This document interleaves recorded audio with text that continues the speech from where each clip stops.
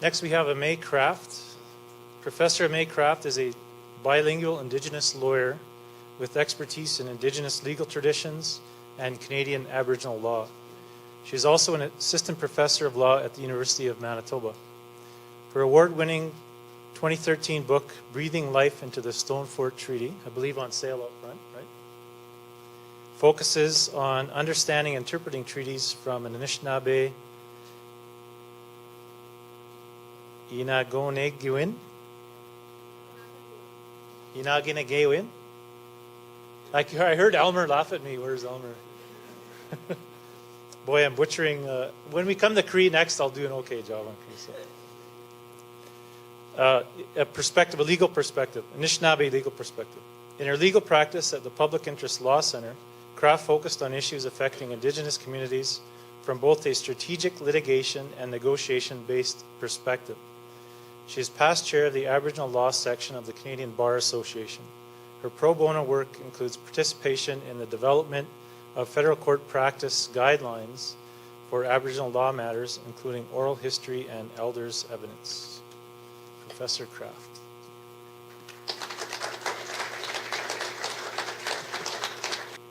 I'm always in awe at what a wonderful speaker Doug White is. And I want to thank you for your comments.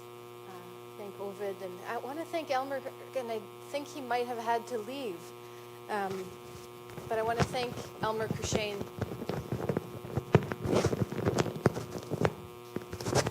I hope that's better. I want to thank Elmer Crushane for reminding us where we are and reminding me where I come from. And I think that's a key part of how we live our lives, and an important part. It's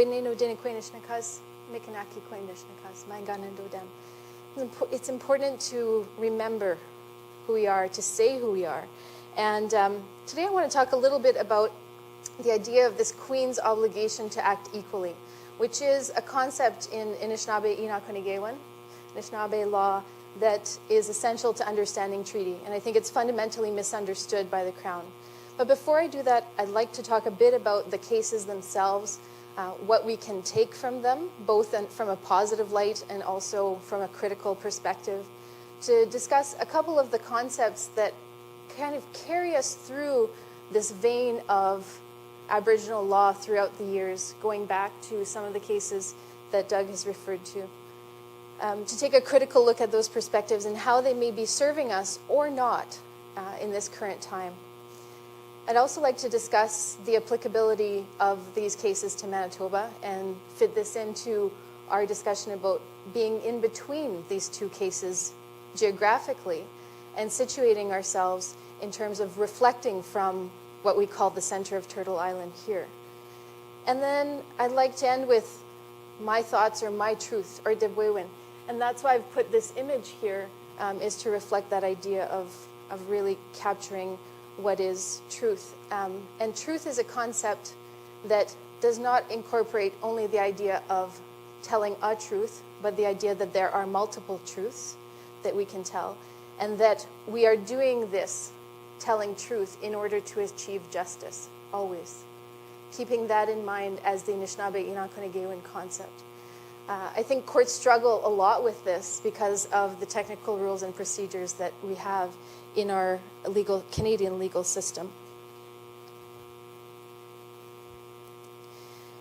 So the summer of 2014, we had some things to celebrate. There are some struggles and discomforts that come from these cases, and there are, and I have copied the word that Doug used in terms of impoverished understandings and perpetuation of myths, I think, in these two decisions. And this is from more of a First Nations litigant's perspective. I'm definitely not speaking for all First Nations or all Aboriginal people or even all Anishinaabe. These are my views, kind of blending that idea of what we do with our litigation practice and how we consider the law more generally in an academic and in a practical applied sense. So in Tsilhqot'in, there were things to celebrate, including advancements in the law and sometimes bittersweet victories. As we've heard, the first judicial determination of title, which allowed for territorial recognition of title rather than this idea of site-specific title. A clarification also of the concept of sufficiency of occupancy to ground title. And I automatically or immediately celebrated this idea that semi-nomadic use could be considered to be occupancy, because I think that was a big struggle of Canadian common law prior to the Tsilhqot'in decision. It reaffirmed that consent is required, barring which infringement has to be justified. And I think that we had already taken that from the cases prior to Tsilhqot'in. And a highlight, although this is not the first time in Canadian case law that this appears, is the idea that the Aboriginal perspective has to be recognized. Now, the court actually suggests a method for recognizing this Aboriginal perspective.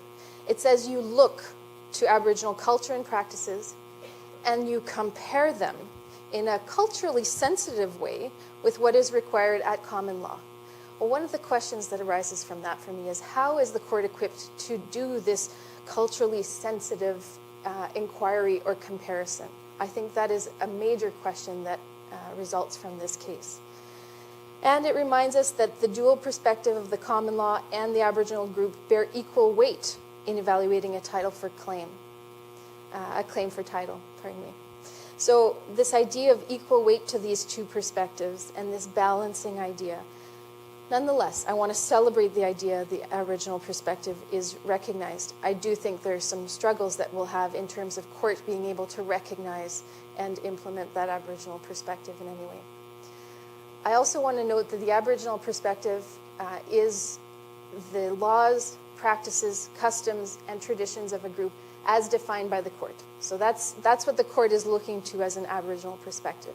And I'll urge you all to think, is the court actually able to look at the Aboriginal perspective in the work that it's doing? Is it able to consider the Aboriginal perspective on title in deciding who is going to achieve that standard of proving title? And is it able to access that Aboriginal perspective in the context of applying treaty rights? Now, I'm taking some liberties because in Tsilhqot'in, they're not talking about Aboriginal perspective and treaty rights. But I'm thinking we've got to take that concept and apply it, because there's absolutely no logical way that we can only look at the Aboriginal perspective when defining Aboriginal rights, but not treaty rights. Some of the struggles and discomforts that I have with Tsilhqot'in is that it modifies the justification test and it uses proportionality of infringement to reconcile or balance interests. And I think that's a departure from where we've come from in terms of justification being rooted in the concept of fiduciary duty.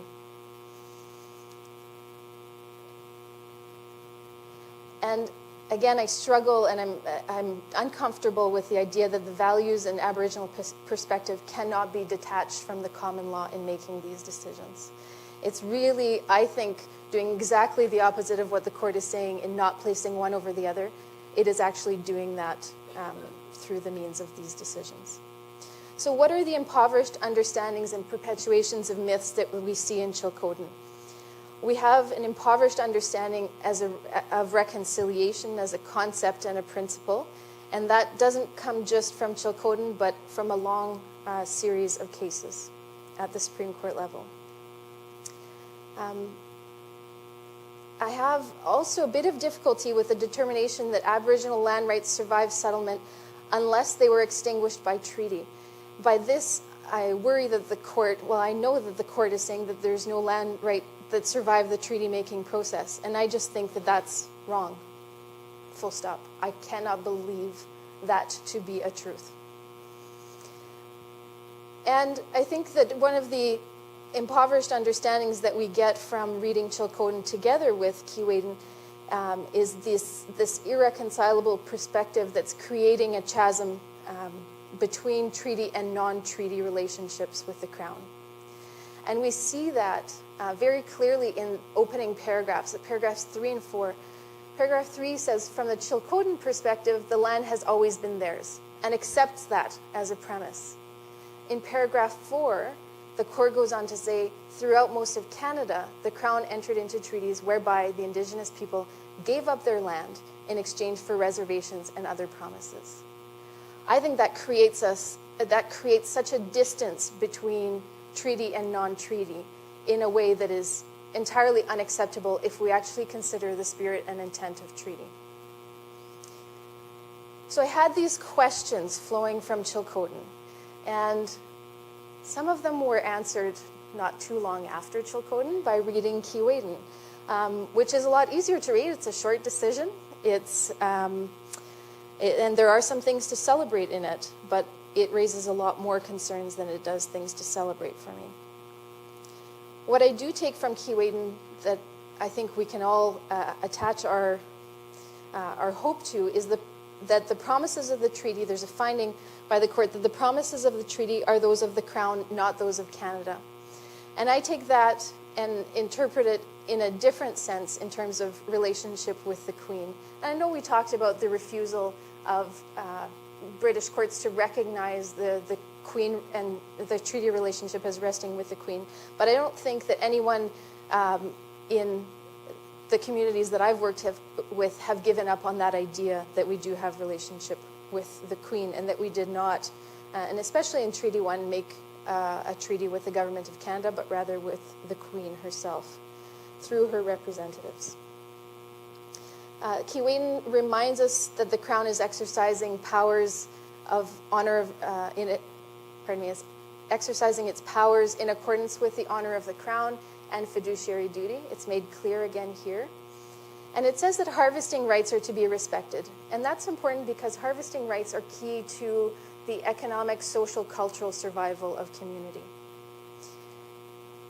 And it also says that, and I think this is worth celebrating, that the taking up of land has to be in accordance with a standard of consultation and accommodation that's established. I'm not saying I agree with the standard that's been established, but that it has to be in accordance with a standard.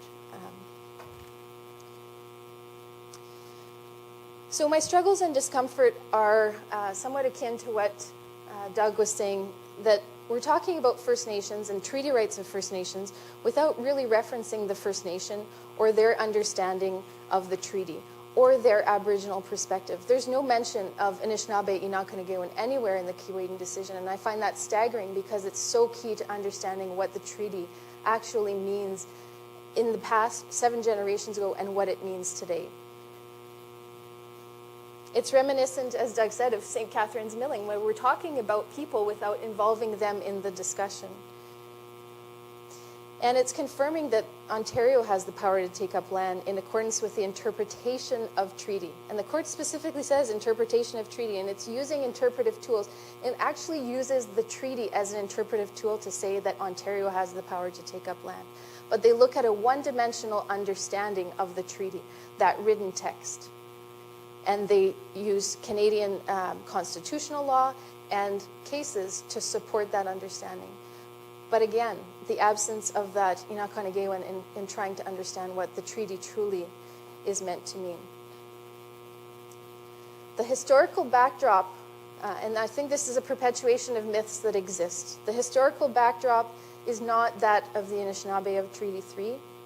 There's an incompatibility between the premises that Canada had jurisdiction over the Keewatin territory and the view that the treaty was actually about confirming safe passage through a territory that was used, occupied, and essentially owned by the Anishinaabe at that point in time. It perpetuates myths that, and language that is colonial in the sense that it talks about treaties being signed. And Darcy Linklater will tell us, treaties are made, they're not signed.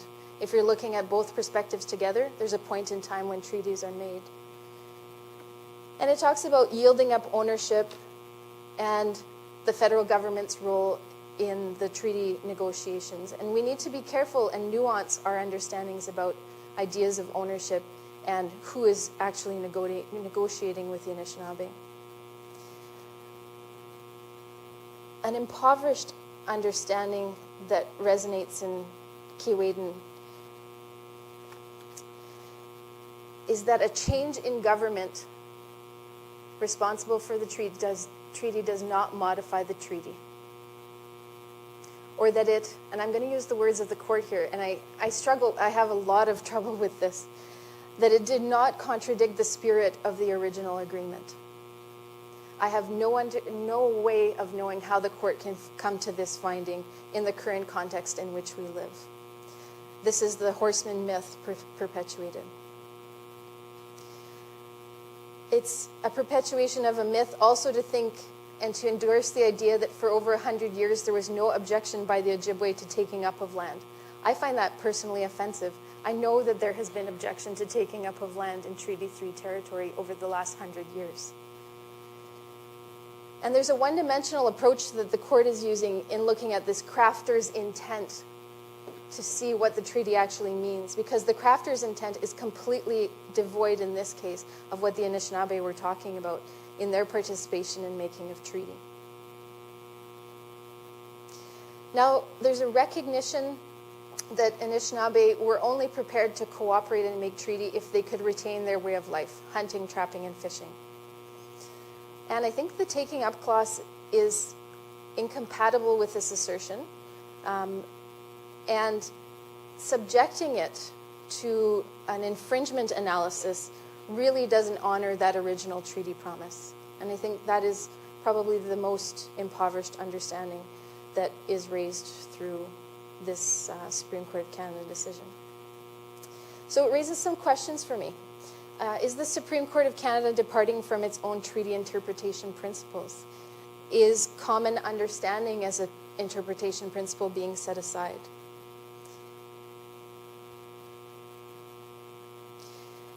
And I fundamentally have to disagree with the idea that if you're taking up leaves no meaningful right to hunt, trap, and fish in areas that were used for the purpose, that a potential action for treaty infringement will arise. I don't understand how that can be a proper implementation of what was agreed to at the time of making treaty. Now, I'm saying this also not being the expert on Treaty 3 and knowing that there's a lot more to the understanding of Treaty 3 that needs to take place. And I certainly hope that courts are going to take the time to consider that Aboriginal perspective. Now, I had a lot of things that I wanted to discuss in terms of these concepts of the honor of the Crown, fiduciary duty showing up in these two cases, and a lot about reconciliation. And reconciliation, I think, has a very impoverished articulation in the Supreme Court of Canada. And I'm going to skip right to the idea of reconciliation and what is being said about reconciliation in both cases. But to premise that, these are the Supreme Court of Canada cases that have dealt with reconciliation in the past. There are 13 of them. These will all be familiar to most of you. None of them define really strictly in the sense of defining the concept of reconciliation. They apply it in various ways that we're going to look at. But they do mention it a lot in Supreme Court of Canada jurisprudence. This is a numerical understanding of how many times the word reconciliation appears in each of these cases. And it begs the question, what exactly are we reconciling? I'm not sure you can see this whole slide maybe from the back, but essentially it's the interests of Aboriginal people with Crown sovereignty. We use terms like, or the Supreme Court of Canada has used terms like culture, people, traditions, entitlements, interests, territorial claims, rights, perspectives, prior occupation of North America, and contrast that with essentially the assertion of Crown sovereignty and a bunch of different articulations thereof. The implicit definition of reconciliation that the Supreme Court of Canada adopts is a balancing of rights approach, which is inherently subjective. And it's also problematic for the recognition of Aboriginal and treaty rights in Canada. It talks about reconciliation being both a process and a project, and specifically shifts the language from process that we saw in Haida to this idea of it being a project in Manitoba Métis Federation and Tsilhqot'in, the two most recent decisions. So why are we now talking about a project rather than a process? It raises the question. I'm not sure why that is. The court also looks at reconciliation as a goal and an objective, and it lines it up, including in the MMF case, with other goals, like the resolution of historical injustice, It talks about it as an admirable goal, in the unachieved goal of constitutional harmony, and the historical goal of giving Métis children a real advantage. So if we're talking about reconciliation as that type of goal, then we're not really committing to that as an outcome or a process. And the Supreme Court of Canada considers reconciliation as a principle and a promise. Where does it appear as a promise? Only in the CAP decision. And I think that the promise of promise was something we could attach to, but it hasn't been picked up in any of the other Supreme Court of Canada decisions. And reconciliation is referred to as a principle in the Manitoba Métis Federation. And I think there's something to be said about a principle because it could be a rule of conduct or action. And so we might want to attach to that. It's also defined as the purpose of the honor of the Crown in MMF, which says the ultimate purpose of the honor of the Crown is the recognition of pre-existing Aboriginal societies with the assertion of Crown sovereignty, language that we've heard before. Now, Haida says the honor of the Crown is required if we are to achieve reconciliation. So these two quotations are constructing a reciprocal definition. Reconciliation is the purpose of the honor of the Crown, just as the honor of the Crown is required to achieve that reconciliation. Okay, so that's some of our background on reconciliation. How does it manifest in Tsilhqot'in and Keewatin? How many times does it show up in Tsilhqot'in? Does anyone have a guess, an educated guess? Outside of the headnotes and quotations, 16 times. And it's mainly in reference to justification as a process of reconciling Aboriginal interest with the broader public interest. And it says also that reconciliation is the raison d'être of justification. It uses also the concept of reconciliation to talk about the communal and ongoing nature of title. Now, although the court says once that the governing ethos is not one of competing interests but of reconciliation, the framework around reconciliation is designed to be one of balancing competing interests. How often does the word reconciliation show up in Keewatin? Wildest guess. None. 0 times. Reconciliation is not mentioned by the Supreme Court of Canada in the Keewatin decision. The analysis is fully rooted in the honor of the Crown, focusing on the limits of the honor of the Crown, exercising its power in conformity with, and in Crown fiduciary duties in dealing with Aboriginal interests. What does this mean about Treaty First Nations relationships with the Crown? So where does all of this leave those of us who are here in the center of Turtle Island? Some of our treaties are different. Treaties 1 and 2 have no taking up clause in the written text, but no harvesting clause either, although it has been read in. Our treaty negotiation context is different. The legal relationship between the federal crown and the province came about in a different way and is articulated through a different instrument, Natural Resources Transfer Agreement, that was mentioned earlier this morning. And we have unextinguished title claims also in Manitoba. I want to mention just the north of 60 claim that I think Michael will be referring to that's in negotiations. And we also have unextinguished title claims that result from the understanding of Treaties 1 through 3 that have no blanket extinguishment. There's a potential to have title outside of the treaty area. And I'm going to refer to one specific claim that has been, I shouldn't use specific claim, one claim, a title claim that has been made by the Saugeen First Nation. And Saugeen is a member or a party to the Treaty 1 negotiations.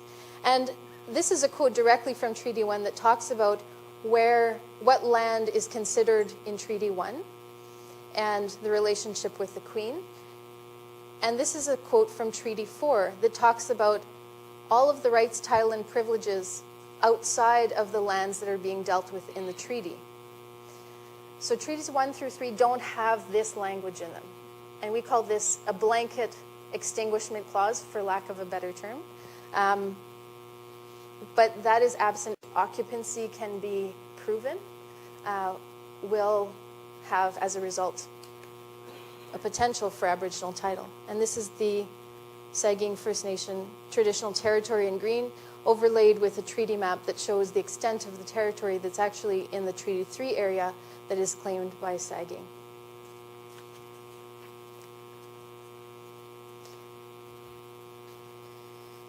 So if we accept the devaluation of the treaty relationship in the ways that I've mentioned, we may draw a little benefit from Tsilhqot'in in limited circumstance where unextinguished title may still be found in Manitoba, and I've illustrated some of those examples. But mostly we draw a restrained and secondary position to those First Nations that do not have treaties but may hold title. And we live with the legacy and now expanded ability to justify infringements on treaty rights. So between Tsilhqot'in and Keewatin, we find an absurd hierarchy created where Aboriginal title sits above treaties in law. This cannot be a just result. It's not reflective of the treaty relationship, and it's not in the actual spirit of reconciliation. More specifically, it breaches the fundamental tenets of treaties, which are relationship, renewal, responsibility, and reciprocity. It begs the question, does the Queen have a favorite child?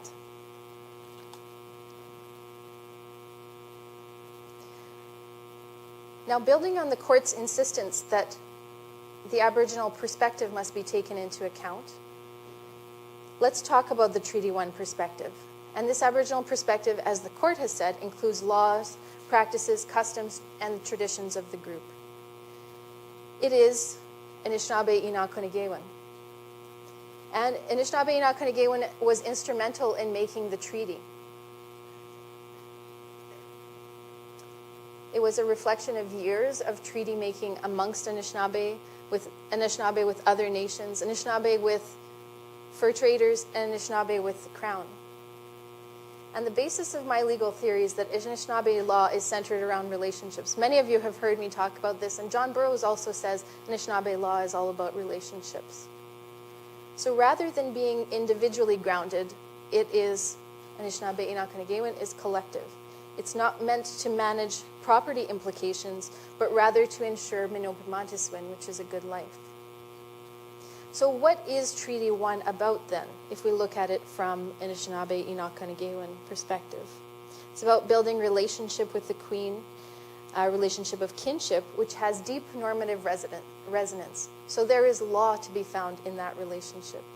It's an agreement not to interfere with each other, and we've heard about this concept of two row that is so essential to that idea that we are not going to overstep each other, that it's made in accordance with Anishinaabe procedural and substantive law. So it's not just the substance of the law, but the procedure, and both of those are integral parts of treaty, in Treaty 1.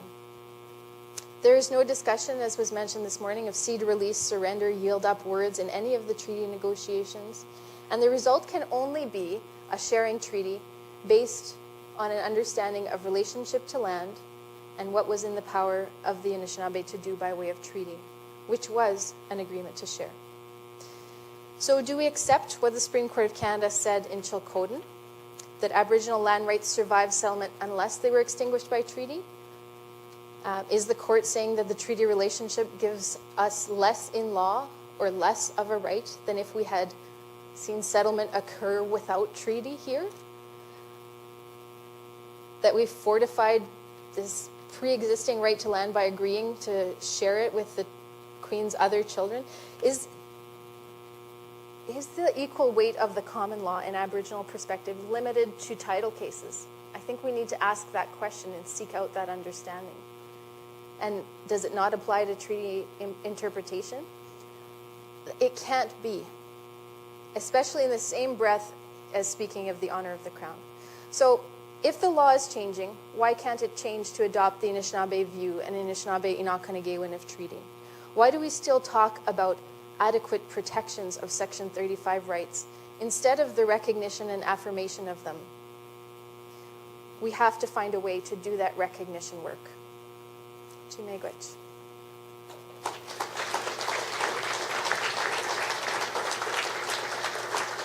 And I just want to say, Joe Hislop, that picture is for you.